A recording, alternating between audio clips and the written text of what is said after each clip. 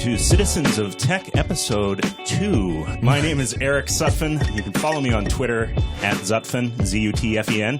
You can also read my blog if you care to delve into the depths of, or lack thereof, of my mind at www.zutphen.com, Z-U-T-F-E-N.com.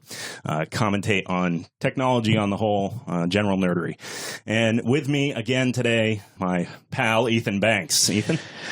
At EC Banks on Twitter, ethancbanks.com is my blog, and don't let Eric undersell his blog, because the blog is the reason I thought, hey, there's a podcast here. So yeah, go ahead and visit his blog when you get a chance. Good stuff. So today we're diverging a little bit from standard, computer nerdery. There will be plenty of it, but this is a heavily science-based and history-based episode today. We're going to kick off with the Hubble 25th anniversary. This thing has been around for 25 years now, which seems hard to believe to me. It was supposed to be around a lot longer before it actually came around, though. There's an interesting backstory here, which, if you're not familiar with it, was really interesting to me. I sort of always knew that there was, more behind it than I knew, but I didn't know the depths of my ignorance. Well, okay, so the Hubble Space Telescope, just a level set here. This is the orbiting telescope platform. It's in low Earth orbit. It's got this huge mirror, and it sees way off into the depths of space and effectively time, because the speed of light is, in the context of the universe, very slow. Correct. And so, with this thing, we don't have any atmospheric impact to the view. And so this thing, it was imagined for a long time, as you were saying, to go up into the heavens and in space view what's going on. And this goes back to 1923, I think. Yeah, I mean, originally the concept goes back that far. Certainly people knew that there was, atmospheric interference. The light was being bent and distorted and so forth. You could only observe at night. Hubble's, telescope doesn't have that problem. Right. Perpetual night. So, yeah, the concept goes way back. Funding for it started in 1970. So, that's 20 years before this thing launched. But, it's a long, long period of time that people wanted to do this. And like you said, it goes back way back before the actual funding.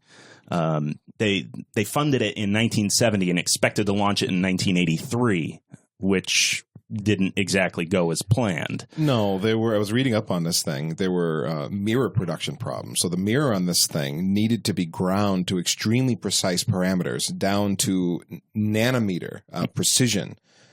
So a huge mirror needing to reflect light into the lenses, and has to do that at a very specific angle to gather all the light properly, or you end up with halo effect, bleed, just depending on where the errors in the lens might be. They contracted this thing out to grind this mirror. It didn't go well. No, they ended up with halo effect and bleed. No. And yeah, it was not ground to spec correctly.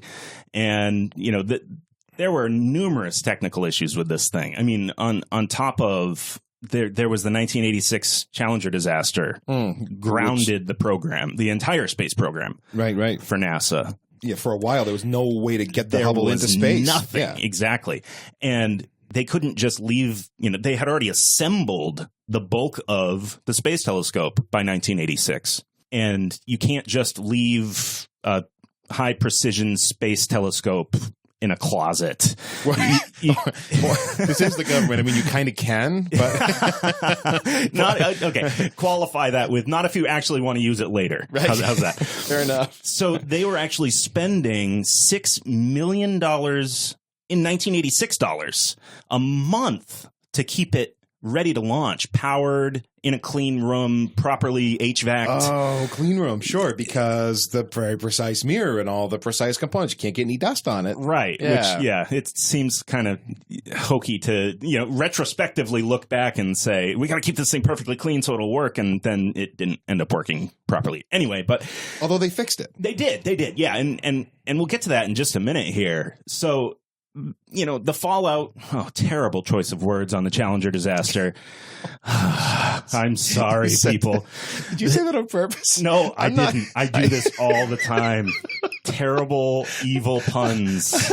Okay. Yeah, so following the fallout of the Challenger disaster, I'm just doubling down now. Space missions resumed. The shuttle program resumed normal operation, and they were on track for an April 1990 launch, which actually happened. But one of the interesting things about the technical challenges was they were actually doing massive software changes, and they just barely squeaked in on time before the launch. So as they were nearing the deadline, they were frantically trying to come up with, updated code. I don't honestly know what they were trying to fix, but I presume had to be pretty important to, almost delay the launch more, further delays.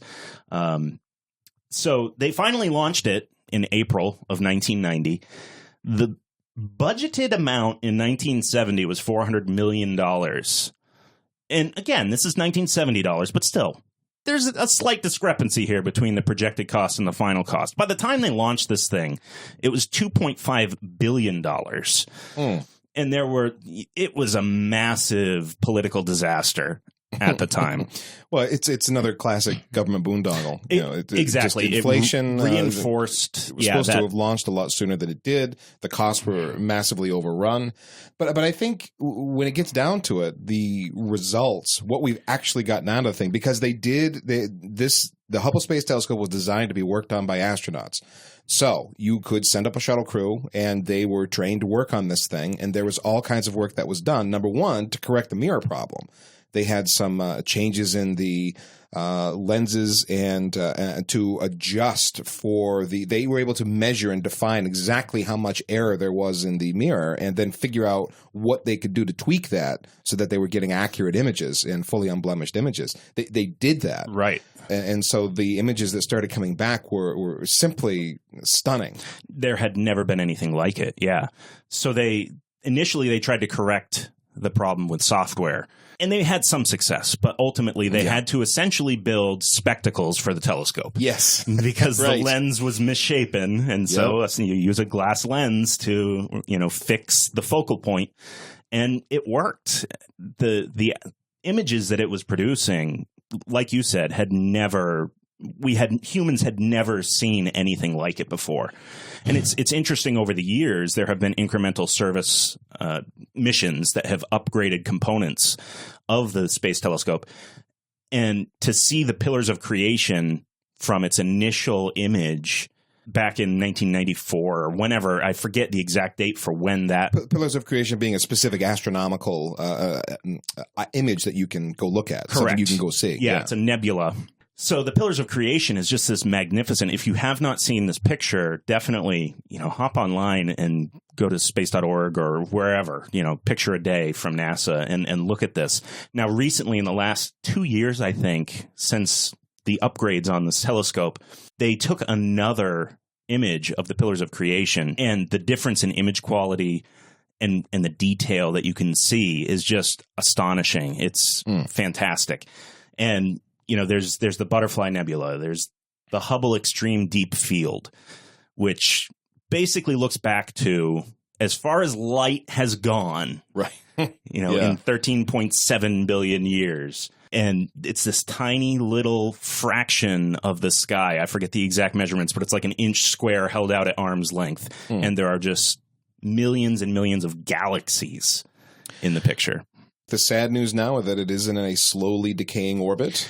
It is, yeah, and eventually it will fall. They will probably assist it with that so that it doesn't crash down, because if it came straight through the atmosphere, there would be pieces large enough to cause damage. And maybe kill someone. Yeah, well, details. They also, there is a successor coming, another space telescope that is, set to blow the Hubble out of the water, as you would expect from... Much larger mirrors, much bigger, much more light gathering capability. So in theory, it should be able to see even fainter objects and things that are theoretically further away out towards the edge of the universe. Correct. Yeah. And I forgot the name of it. James... No, we didn't write it down. We didn't write it down. But there's a new one, dang it. And it's going to be awesome. It's super exciting to me to see, what technology can contribute to our knowledge of the universe. So happy 25th Hubble Space Telescope. So as we continue in the present section of Citizens of Tech, which if we didn't mention, there's 3 sections: present, past, and then the future. So we're in the present section now, things that are newsy today. We move on to another news item, Google Fi. Eric, you found this one. Yeah, so this has been sort of all over the internet. If you follow certain sites, for example, Wired has an article, and we'll post this in the show notes, but Google is about to make your wireless carrier a lot less relevant, is the headline. And the interesting thing here is that Google is launching this wireless phone service, Project Fi, on the Nexus 6 currently is the platform, the only platform that it is for right now. But it works off of Wi-Fi, the T-Mobile network, and the Sprint network. True, but it seamlessly is the whole thing. That's the big selling point. You don't have a contract with Sprint. You don't have a contract with T-Mobile, and it works transparently over Wi-Fi. So you've got your calling service and your text services on effectively 3 different carriers. Just the native internet if you've got the Wi-Fi, and then Sprint or T-Mobile without you knowing the difference. Right, and you never even see the handoff happen. It just happens when the signal with Sprint is better than T-Mobile's, or better than your Wi-Fi, or what have you. Oh yeah, that was part of this thing. There's an algorithm in this platform that it detects, well, which tower, T-Mobile or Sprint's got a better signal for me, and it auto hops. And yet the great thing is, previously, if you used a cell range extender or something like that plugged into your home or office network, when you would leave the office, your signal would drop. It would work coming in one way and not in the other way. But this ostensibly eliminates that. You don't have to worry about your call dropping because you're switching carriers or you're switching from Wi-Fi to a carrier or from a carrier to Wi-Fi.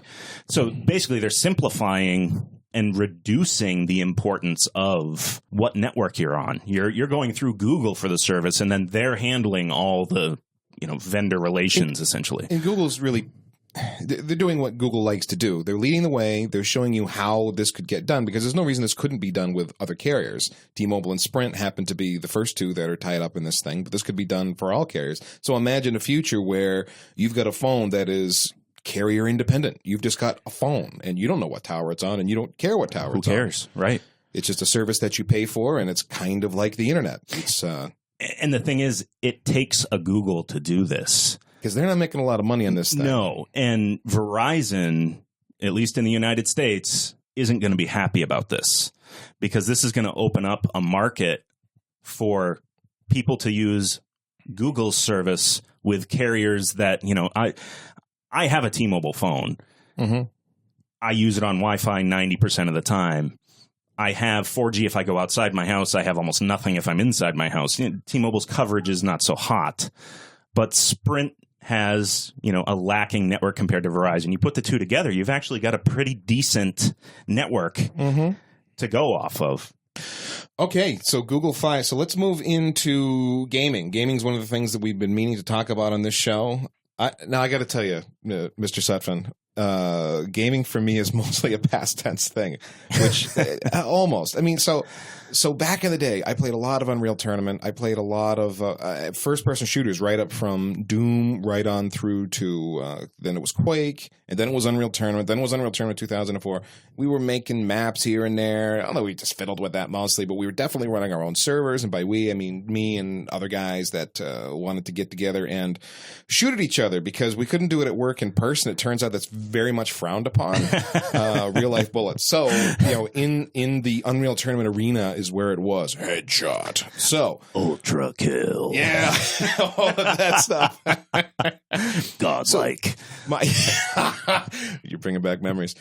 So my gaming kind of died somewhere in the 2005 or 6 range, and I just kind of moved on to other stuff. Now, consoles got hot again. Xbox was a big deal.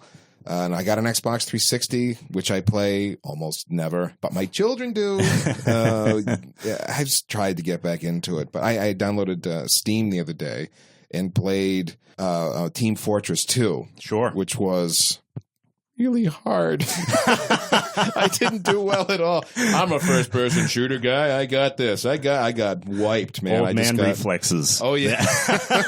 Can't keep up with the 12-year-olds. I just can't.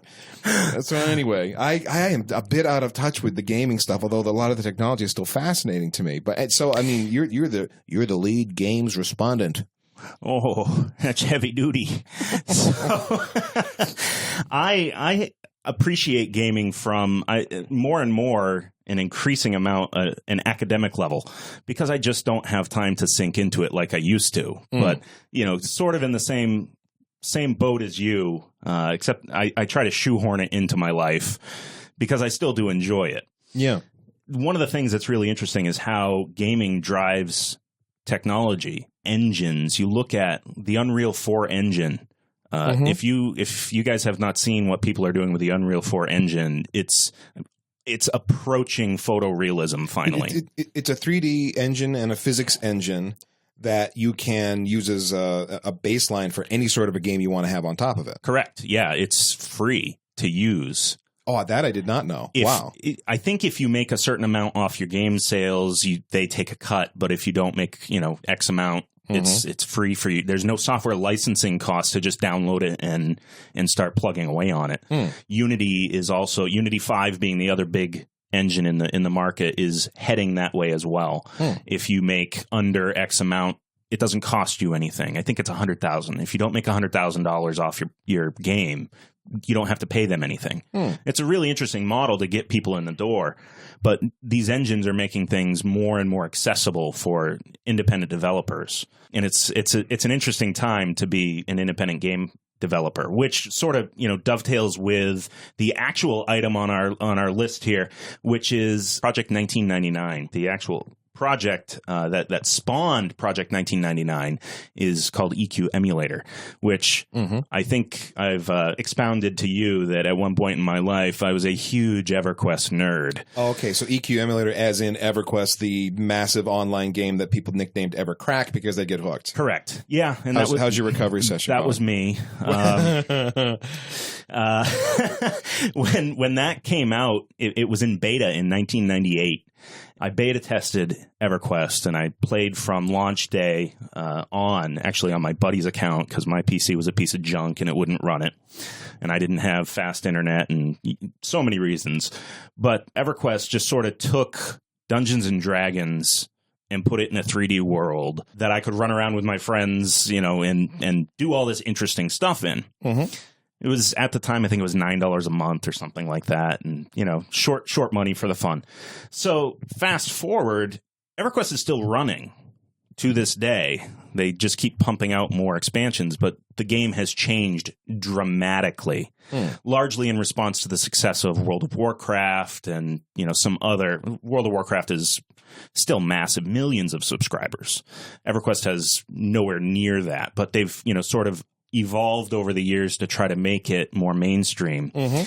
So EQ Emulator is actually an open source project that sought to emulate the entire back end of EverQuest. So you would use the actual regular front end client from your EverQuest install CDs or download now and connect to an open source back end, which ran MySQL, PHP, and But was it like a blank world, or you had to put your own maps and environment into? Or so the interesting thing is all the maps are stored client side, and only XYZ and spawn info and all that are handled on the back end. Oh, okay. Well, quests are as well, which are essentially Perl scripts.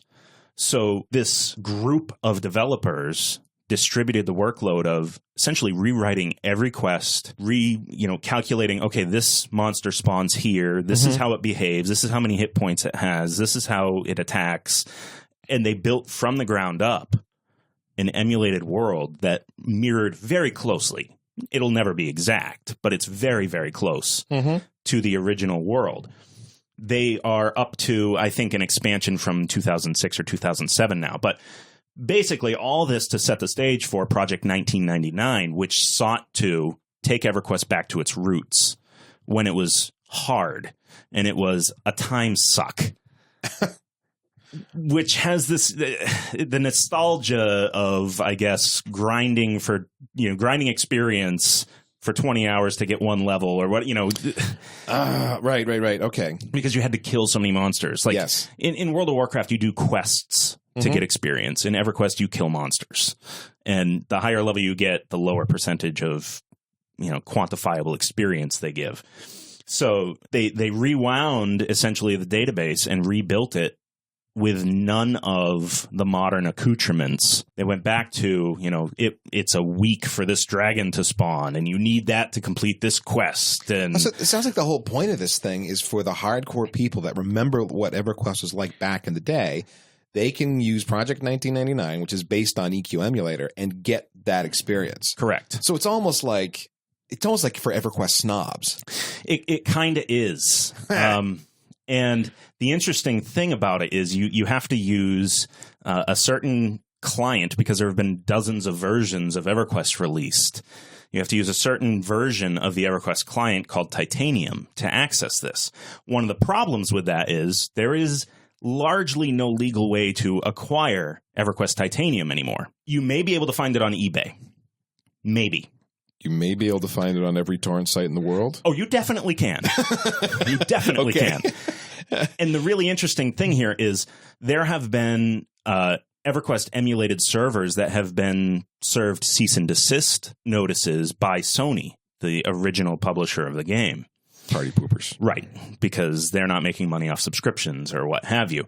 So this comes around here with Project 1999. It was actually, I think 2 weeks ago now, endorsed by the company that was Sony Online Entertainment, is now called Daybreak Games. They actually said to the main developers, we don't mind you doing this. We're not going to seek legal action because you're providing a service that we cannot provide. Mm-hmm. You're providing this world that we can't rebuild, and you've already rebuilt on your own. Mm-hmm. So they've gone as far as saying, look, we don't care how people get a hold of EverQuest Titanium anymore. Mm-hmm. Doesn't matter. No one's going to get sued. No one's going to get copyright infringement notices or what have you. Because there's been a lot of concern. This has been running, I think Project 1999 has been running for 6 years now. Oh. In some capacity, from development to production. And there's always been people that have said, I'm not going to invest the time because what if Sony sues and they have to shut them down? So this is a huge deal for the, in the open source project, the independent gaming community, to have the parent company that produced the IP, the intellectual property, say, go ahead and do it. And no one really saw it coming. So it's been an interesting development. That's pretty cool. For exactly the reasons you say, as long as there's more money to be made out of something in some way or another, that you can pretty much count on the big corporations that's the side they're going to fall on, right? Protecting their revenue streams and whatever it is. So if there's been some avenue to open things up here a little bit, and you got to admit, this can't be a huge revenue loss for them in any way. Because, I mean, face it, how many people does this particular project appeal to? Right. On the other hand, there's a precedent being set here that this kind of opens the door for other sorts of projects like this to have some success. Exactly. Yeah, there's at any given time around 1,000 people playing on the server. And it's not really a revenue loss for Sony or Daybreak Games now, because these people want to play this version of the game that they can't provide anymore.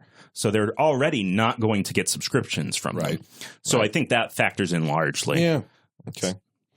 Well, all right, let's move the storylines of the present on to another storyline here. We've got Microsoft with a universal Bluetooth folding keyboard. So we had to get in at least one gadget today, right? Yeah, I always got to have a gadget. So, yeah, you found this thing. Okay, so I looked at this thing and I said, folding Bluetooth keyboard, and my brain immediately said no. So I like keyboards. I'm picky and I'm fussy about keyboards. And you have a mental image of this is going to be junk. And I had the mental image of this is not just junk, but just junk, and I'm probably going to take and throw it against the wall at some point and see if it's not only foldable, but breakable. But here's the deal.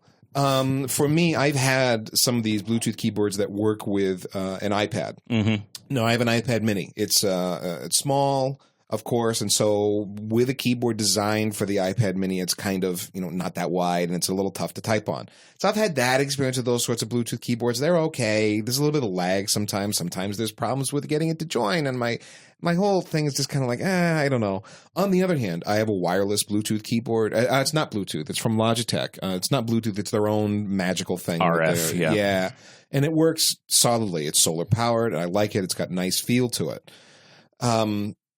But again, foldable and Bluetooth, and I'm thinking the form factor is going to be weird and all of that. Okay, so now I got one more comment to make. It's a Microsoft piece of hardware. I have had really good luck with Microsoft hardware in the past. As have I.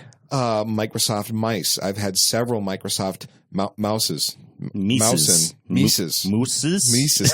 Over time.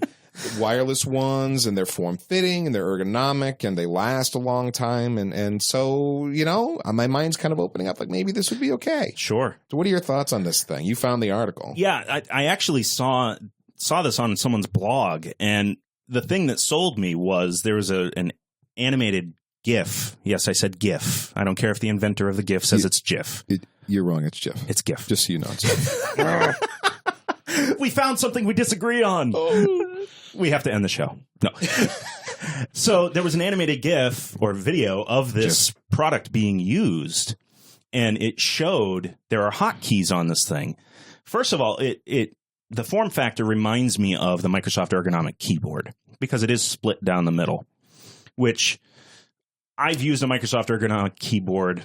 And it's comfortable. I did for years. But I do not type as quickly on it. So the ergonomic keyboard that we're talking about is this thing that's kind of, it's not a flat keyboard. It's a wave. Yeah, it's got a big mound in the middle, and then it's split in the middle, and then the keys are at an angle. Yep. And the whole intent of it was that you could hold your arms and your hands more naturally, and it would help you with carpal tunnel syndrome. And in theory, it was more efficient and that kind of thing. Not more efficient like a Dvorak keyboard, which is really efficient. Right. Except that you have to retrain your entire brain how to type. And that's a problem. That's not good. Going to cause considerable slowdown for me personally. But the ergonomic keyboard from Microsoft was all of those things. So it is split down the middle like that, but it's still a flat keyboard. Right. It's flat. It's not curved. It's not, you don't hold your hands at an angle or what have you. But this is where it folds. So looking at it initially, I said, well, that's kind of interesting looking. And it shows this woman working on an iPad. I think it was some sort of tablet. And then her phone is sitting next to the tablet, and you see, a message come in through iMessage. And she hits a hot button on the keyboard and starts typing and hits enter. And she responds to the text message on the phone and then just hits the other hotkey and goes back to working on the tablet. Oh, right.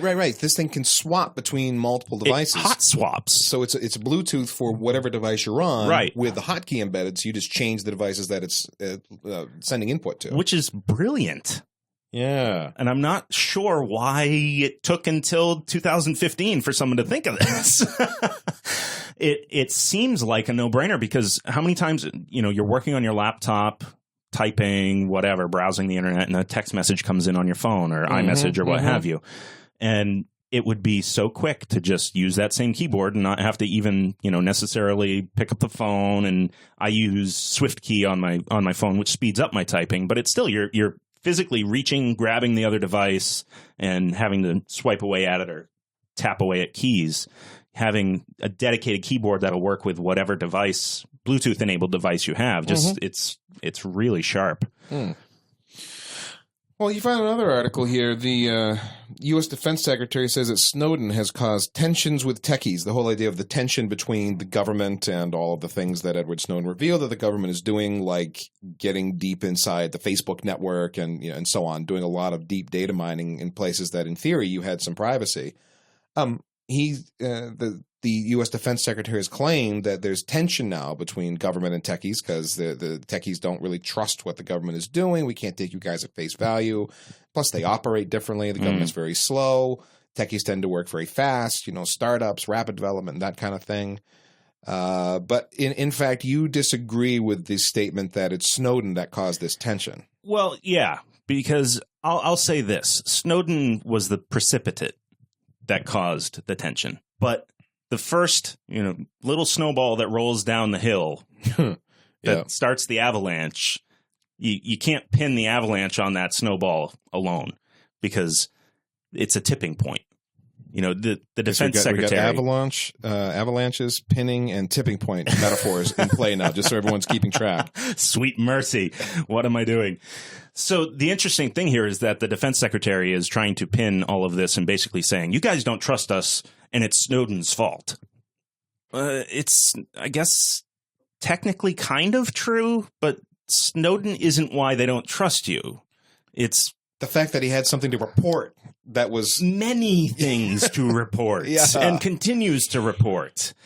So it struck me as blame shifting, essentially. Yeah. It's not our fault you don't trust us. It's the Snowden guy. But Eric, there's terrorists, so it's okay. Save the world. Tap all the routers. Oh, gosh. So we started Death Watch last week with Tidal. We put the Tidal music service is on our Death Watch list. Not much has changed with Tidal. Is this week they announced, and in fact maybe kind of against our prediction of death, they announced 770,000 subscribers. I found. So if you do that math, 777 subscribers. Let's assume that's true. Sure. Times their $20 a month subscription rate comes out to like 14 mil plus in revenue every month. Which seems like a plausible business model. I don't know. It sounds like a reasonable amount. The interesting thing will be the fall off rate, I think. Yeah, and what's the retention rate going to be over time? Exactly. Yeah. So I mean, I'm not taking them off Death Watch for sure. No, definitely not. The other thing, they tout their 320 kilobit audio streams for audio files, but no true audio file is even going to use a streaming service.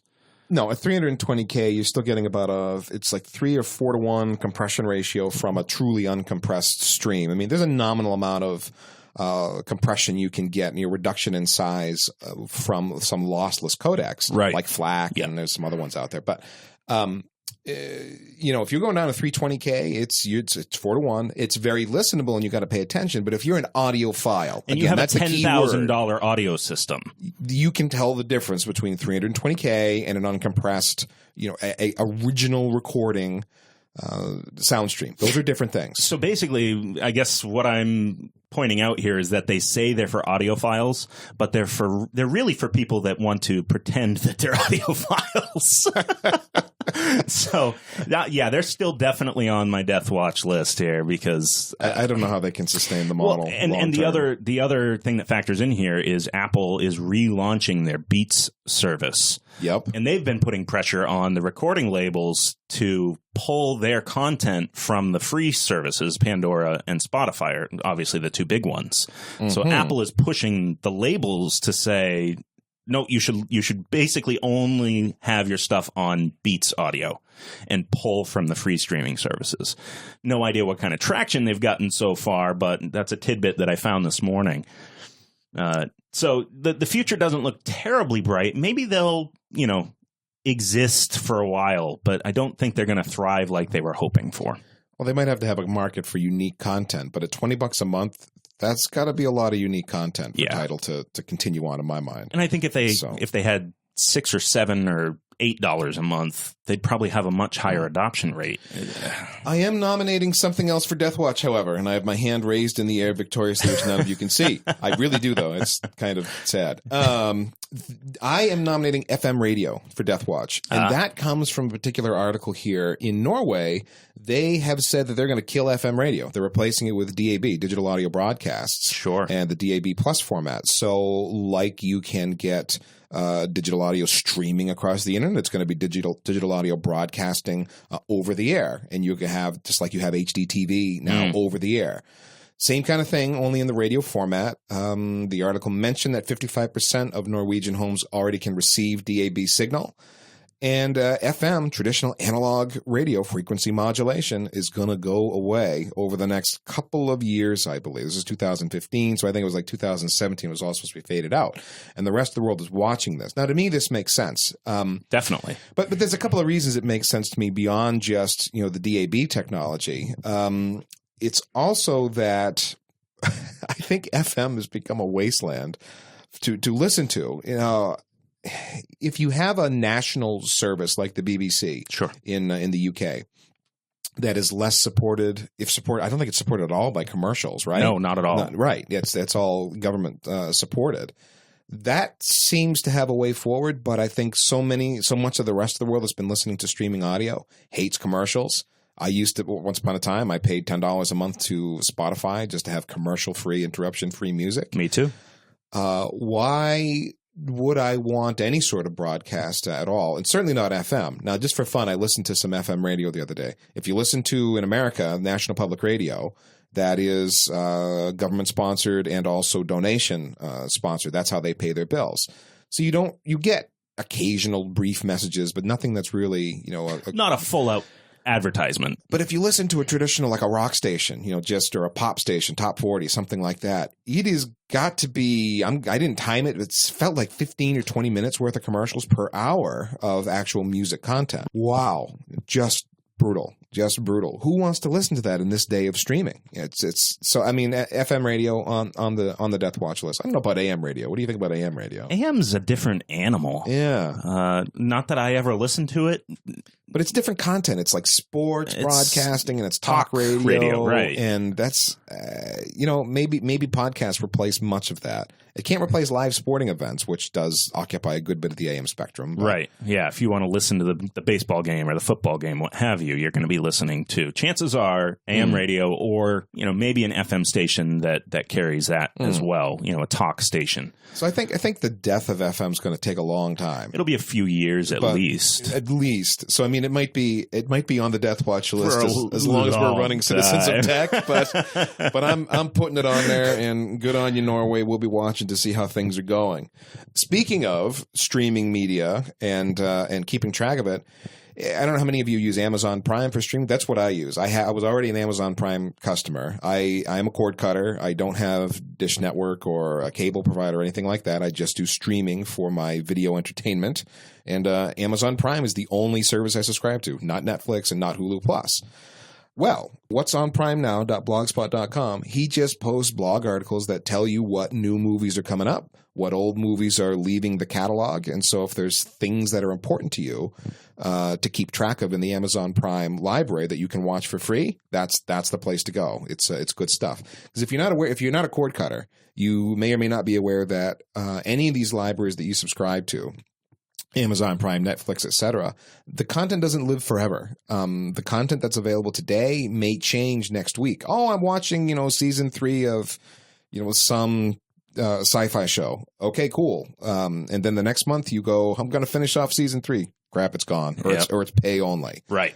Kind of thing. So what's on Prime Now keeps you in the loop on all that stuff for the Amazon Prime library, so that you make sure you don't miss something that's important to you. Because if you're a cheapskate like me, you don't want to pay for anything if you're already paying for the Amazon Prime service in general. Who wants to pay extra to watch season 3 of something obscure? Exactly. Yeah. Since you pointed this out to me, I've been keeping tabs on it as well, because Prime is our entertainment source as well. Mm-hmm. We historically have had a Netflix account, but we haven't used it in over a year now, and we find almost everything we need can be found either on YouTube or Amazon Prime or directly on whatever show's website. Well, why don't we move from the present to the past?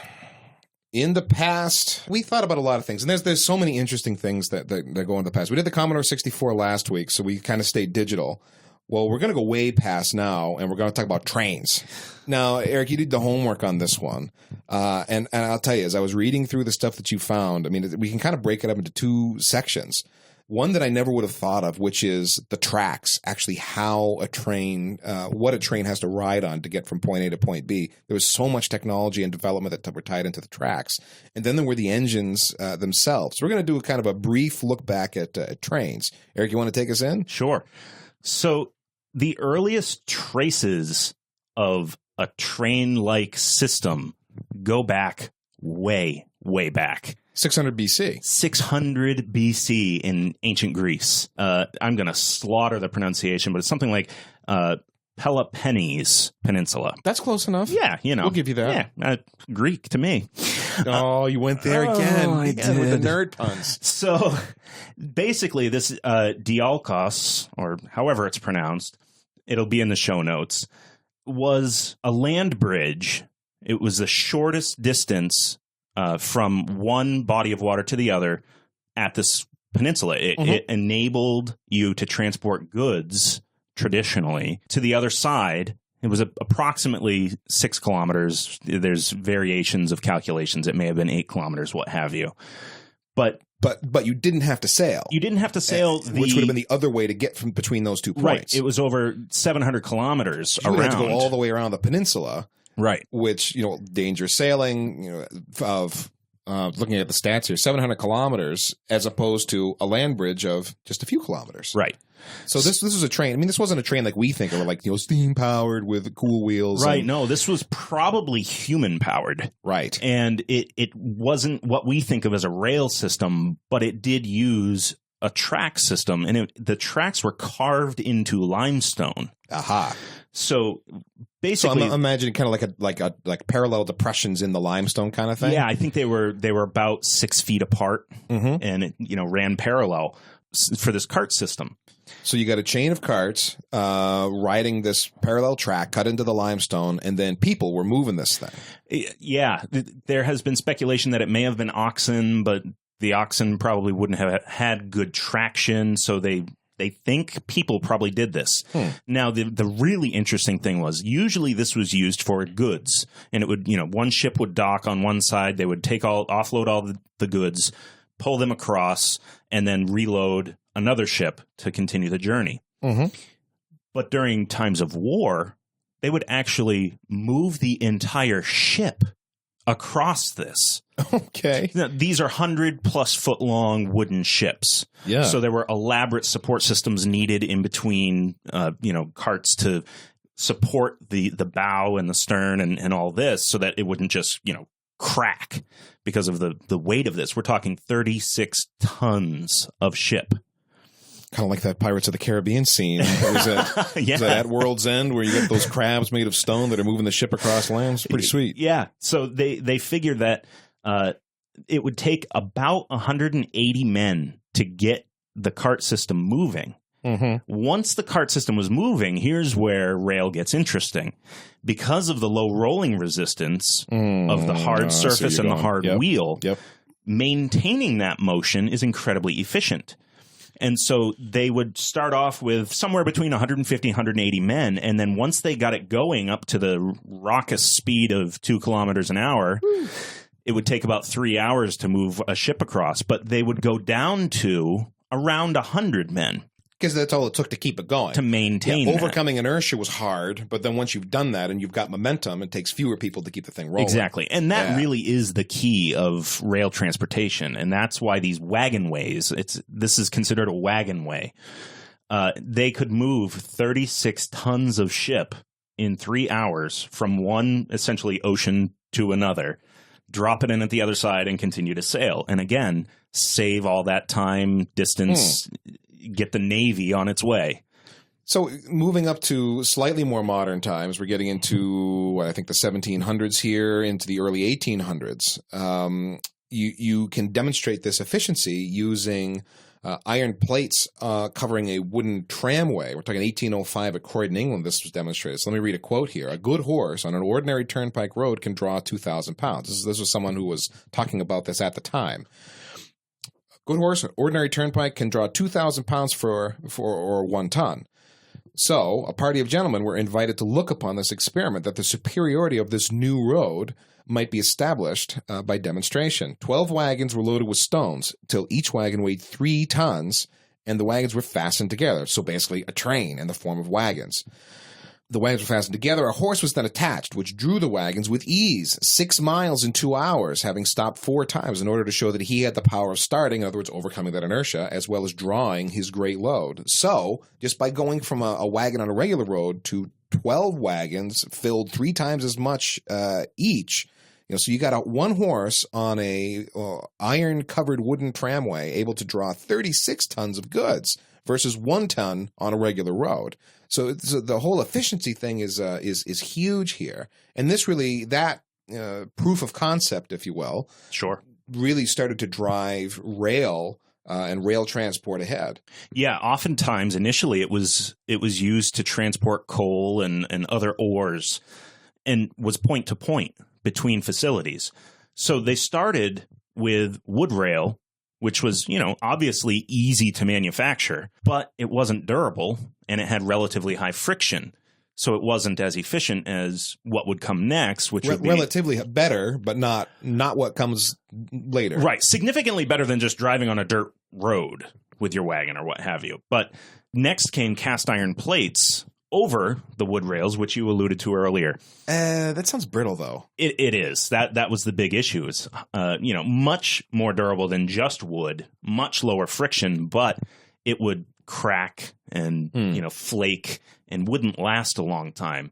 So they moved from that over to wrought iron, which was more pliable. It allowed the metal to flex and give based on the weight. The interesting thing is this is a time where they were experimenting with lots of different technologies, and we look back and think, that's technology. Yeah. Well, metallurgy was advancing a lot there. We're talking about getting into the dawn of the Industrial Revolution. Absolutely. And rail is what ended up driving the Industrial you didn't do that Revolution. One on purpose either. No, I didn't. You saw my face. I did. Rail drove the Industrial Revolution. So there were flanged wheels with unflanged rails, and there were unflanged wheels with flanged rails. The flange being that little L shape. On what we think of as a modern train wheel that holds the train on the track as it goes around corners. And the flanged track was attempted to see, how does this work? And they were just throwing stuff against the wall, sort of, I guess against the ground.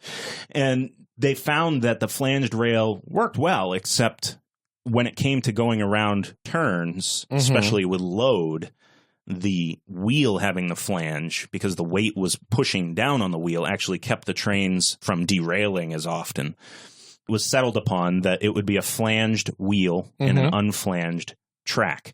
Now, like we said, they started moving to wrought iron rail, but wrought iron was very expensive and slow to produce until a guy named Henry Cort came along and patented the puddling process, which is a certain method of obtaining iron, melted, condensed down iron to be extruded, hammered, what have you. And this was in 1784.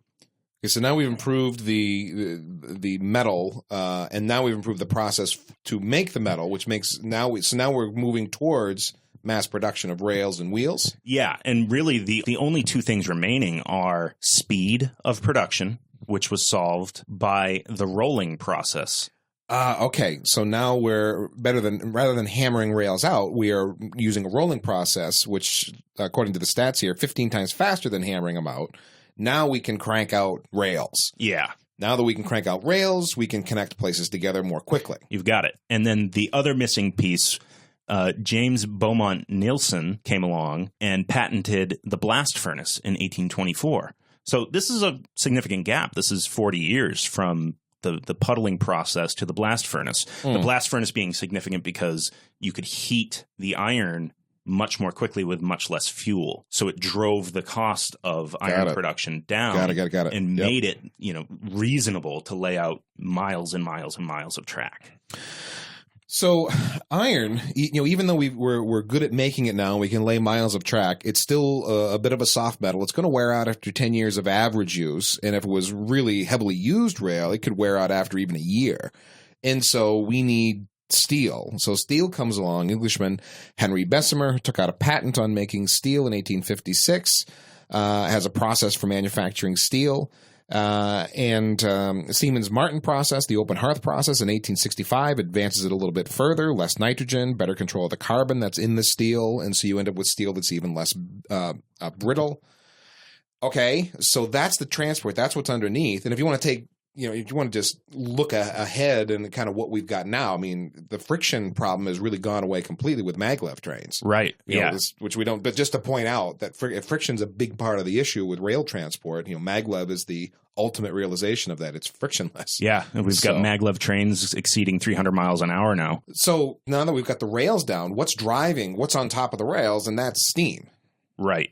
So steam power was initially harnessed by this guy named Thomas Newcomen, and it was used to pump water out of mines.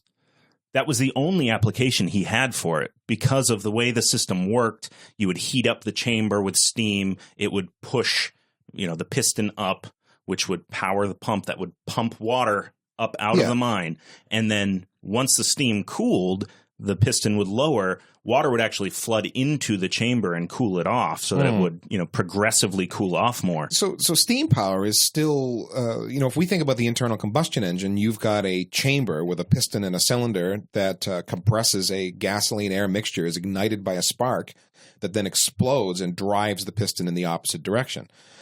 Steam is sort of the same idea. You get motion from a piston that's moving back and forth and driving a shaft. And that shaft, the piston is driven back and forth by steam. So steam from water gets heated up by some source, steam fills the chamber and then drives the piston ahead. Not terribly different from internal combustion, at least in principle. Right. That piston driving things ahead. And so now it's an issue of efficiency. How do you make an engine that can make enough steam How do we drive something with something this? really heavy? Exactly. So enter James Watt. Yes, that James Watt, the guy that the Watt is named after, the guy who classified horsepower. He tweaked this engine design for more practical uses in industry. So this was used for cotton mills and other machinery, but they were huge. They were large. They were stationary. They still required a separate condenser and an air pump. And so this was not what we needed for locomotion at this point. Incredibly useful. This is, again, the evolution of technology. So along comes this other guy in 1804 who built what really is the first working steam locomotive, a guy by the name of Richard Trevithick. And the challenge that he had here with this thing was you could get it going, but it was really too heavy for the cast iron plates of the day. Yeah. It would move down the track and so on, but just not practical from a standpoint of weight. Yes, we can put it on the track. It destroys the tracks, but it worked. So that was the catch me who can locomotive. Yep, just went around in a circle. Proof of concept only, really. So the first commercially successful steam locomotive was Matthew Murray's. It's called rack locomotive called the Salamanca, built for a narrow gauge railway called the Middleton Railway in 1812. So this thing was twin cylinder. Not heavy enough to actually break the track. And it addressed another problem that had come up, too, about adhesion. The idea being, all right, I've got an iron wheel on an iron rail, and when I apply torque to the wheel and begin to spin it, it's going to slip on the track. All right, so how do you deal with the adhesion problem? And he coped with this by using a cog wheel that's got teeth cast on one side of the rails. And so and it was considered the first rack railway. And in New Hampshire, which is where I'm from, way in the northeast corner of the United States, there is the cog railway that goes up Mount Washington, which is similar kind of technology to go up some of the very steep inclines of Mount Washington, one of the highest mountains or the highest mountain in the Northeast. You have teeth that are underneath the train that are grabbing onto a section of tracks that help drive this thing forward. Other than that, it wouldn't have enough adhesion between the wheels and the tracks to keep the train going up at a reasonable pace or coming down at a safe pace. The first roller coaster. So the earliest trains or locomotives in actual service were small. They were four-wheeled locomotives. The inclined cylinders on these locomotives caused the engine to rock. So they became horizontal to resolve this, and then had a planetary design where they were mounted inside the frames. Kind of counterbalancing the whole thing. Yeah. I mean, if you think about like a V6 engine, when it's idling, often it sort of rocks side to side. Well, if you've got these giant weighty cylinders or pistons moving in these cylinders, it really was rocking these things. So they moved them horizontal, which helped, and then they made planetary design that offset it all. The big problem that they still had was the crank axles, which were still very prone to just flat out snapping. The stability was improved, but transferring the power from the steam engine actually to the wheels was the biggest problem. So greater speed was achieved by using larger driving wheels, but the larger the wheel, the more tendency there is for slippage when starting. Okay. So for traction, you would use smaller wheels coupled together, but that would limit your speed because of the fragility of the smaller wheels. You can only go so fast or the wheel's going to break. Right, and very small. And the connecting rod will break because there's that much more torque being applied at the wheel. So there was a distinction between passenger locomotives, which would move quickly, and more powerful cargo locomotives that would move massive amounts of weight much, much slower, but they had to do that for reliability. Now, we put trains in the past category because really when we think about trains and steam power, that's all, turn of the century stuff we think of actually a century ago. So the reality is trains are still really important today. And it was very key for the Industrial Revolution, settling the Western frontier in America, and so on. And today, it's one of the most efficient forms of transport ever. So a train can move a ton of freight over 480 miles on a single gallon of fuel. And so if you think about that, it's 4 times more efficient than the nearest alternative, which would be trucking. So all those semis going up and down the highway, trains are 4 times as efficient at moving freight around the country. Right. Yeah. So this is why if you go out in the American Midwest, you will see long trains moving freight around from place to place. And you think, oh, that's terrible. They're polluting the environment, blah, blah, blah. No, it's actually super efficient. It's a really good way to move large amounts of cargo around from point A to point B. So all that information about trains came from Wikipedia, which we freely acknowledge. And thank you to Wikipedia for putting that stuff together. For us, it makes the research part of doing a past much easier if you just go to Wikipedia and find out someone that's done a good job of that already. So our thanks there. All right, so we did present, we did past. Now let's look to the future. And you did a blog here on the Tesla Powerwall. Tesla is in the car, people, right? Correct. But this is a big old battery of some sort. Yeah. So Tesla is getting into, they have a new division called Tesla Energy. And they've developed this Powerwall, which is a modular energy storage system, be that from the grid or from, solar cells that you have or a wind turbine or what have you. And the idea is if you're charging this off the grid is to charge it at night and use the energy during the day when the energy is more expensive from your battery instead of from the grid. And it's a twofold benefit. A, you're going to be paying less for electricity during the day. And B, it will reduce the demand on the actual power grid itself. Because at peak use time, especially in California, Nevada, things like that, the grid is under huge stress in the United States to keep up with air conditioning demands and lighting and computers and just everything we use. So this will bridge the gap in the peak and trough of grid demand. Where this becomes even more useful is if you do have your own energy production source. Like I got a wind tower out back, or I've got solar panels, something like that. You're telling me I can store my own electricity in the Powerwall? Right. That's exactly what this is aimed at. Now, there have been other, if you have seriously looked at going off grid or partial grid or whatever your goal is, there are battery systems out there. Yeah, a bunch of lead acid batteries. You need to store electricity in some way because at night there's no production. I guess wind you could have some production, but solar particularly, which is the one I've looked into the most. That's you need off-peak production, or you need crappy overcast day production of electricity. Where are you going to get it from? Well, on your high peak days, where you don't use all your energy, you store it in your bank of batteries that lives down in your basement and is miserable to maintain and is a hazard. I think I was talking to someone else about this, and they kind of pointed out, it's basically a bomb sitting in your basement. Yeah, there was nothing plug and play, I guess, is the best. And yes, also complex. You need a transformer, you need an ATS inverter, switch. And you needed to have it all set up. This comes as a very sleek, attractive, it's like an Apple product. And Tesla is the only other company that I know of that competes with Apple on the fanaticism of elegance. Other companies try. But Apple and Tesla sort of are in a class of their own as far as, specification and just making things aesthetically pleasing. And most interesting thing about this Powerwall is that people were speculating it was going to be $12,000, $14,000. It's beautiful, and it costs you for a 7 kilowatt unit. It's $3,000.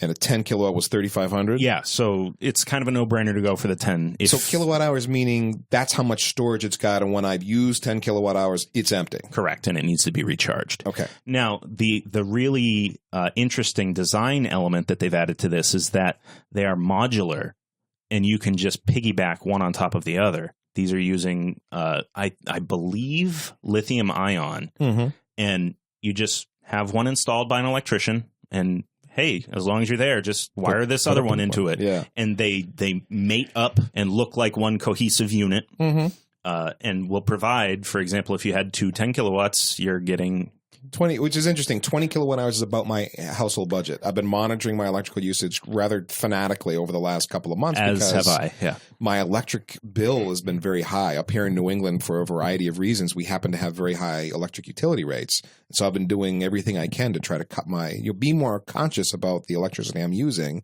and then be more efficient in some of my appliances. So, for example, LED bulbs has been the kick I've been on lately. Sure. And since I've switched over to LED bulbs, I have dropped my consumption down pretty dramatically. I've also powered down a lot of the stuff in my network rack, unless I'm actually using it, and I'll go downstairs and power it up. Turn your lab off. Yes, not just let it crank away 24 hours a day. But 20 kilowatt hours is currently about my budget. And that's exactly what my budget is as well. When I sat down to calculate this, I would need 2 of the 10 kilowatt units. And so you're looking at $7,000, which is a lot of money, but it's nowhere near what I expected it to be. And then when you factor in tax credits here in the U.S., and possibly if you live in a state that gives tax credits as well, you can come in significantly under that for your net. Well, and who says you necessarily have to buy a full day's worth of battery supply? Because if you've got your own electrical production of some kind, you're going to be feeding it a trickle charge all day long.